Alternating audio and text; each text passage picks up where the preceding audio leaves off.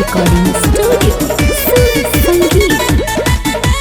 देखे में लगली सुनरी हो होय माई मोर दुलरी हो। देखे में लगली सुनरी हो होय माई मोर दुलरी हो।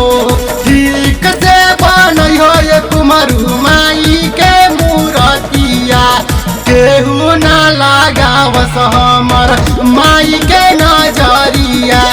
केहू ना लगावस हमर माई के नजरिया। केहू ना लगावस हमर माई के नजरिया।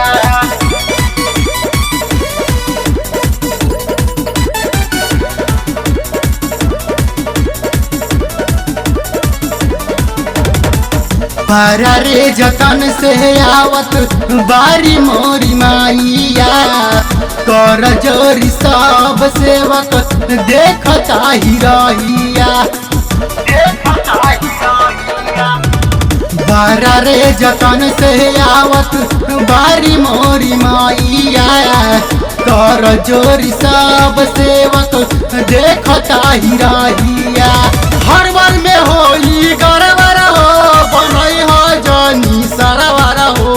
ठीक से बनई हो ये कुमरू माई के मूरतिया केहू ना लगावस हमर माई के नजरिया। केहू ना लगावस हमर माई के नजरिया। केहू ना लगावस हमर माई के नजरिया।